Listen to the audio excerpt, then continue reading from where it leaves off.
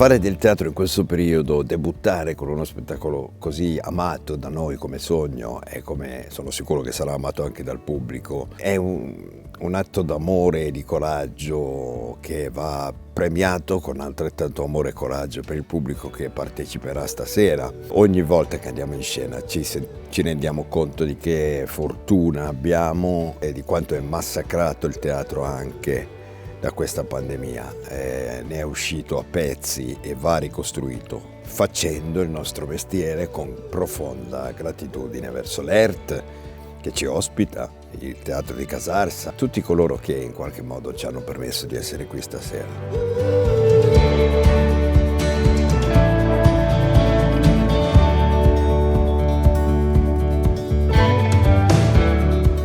Per me Sogno di una notte di mezz'estate è una storia sull'amore. Amore in tutte le sue forme. Un viaggio magico nei sentimenti umani. Dove un po' vengono in un certo senso spiegati tanti perché. È come essere dei partigiani dell'amore. Questo bisogno continuo di amore credo che sia una cosa che ci accomuna tutti e secondo me è questo, è speranza per noi e anche speranza per tutto il pubblico. Un bellissimo viaggio onirico Che racconta come l'amore sia una forza che difficilmente è indirizzabile. Perché nasce l'amore, perché l'amore cambia, muta, perché l'amore finisce, perché riprende. E forse bisogna anche sognare per capirle tutte. È un modo per ricordarsi che amore, desideri e sofferenza sono sempre gli stessi dall'alba dei tempi. È sicuramente contenuto nella frase "non siamo noi che abbiamo fatto il cielo", racchiude tutto il significato di questo spettacolo.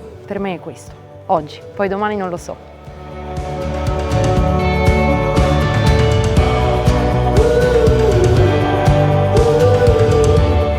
Questo è uno spettacolo che nella mia regia almeno è rivolto fortemente ai giovani, non soltanto perché i protagonisti principali sono 4 giovani innamorati che si scambiano gli amori fra di loro, ma è proprio perché abbiamo scovato tracce dove al di sotto rimane una base di racconto subliminale sul cambiamento climatico. Il problema di oggi però è un qualcosa che è molto sentito dai più giovani, alcuni sono terrorizzati. Quando ero piccolo io si aveva paura della guerra nucleare, oggi è il pianeta a soffrire e si difende.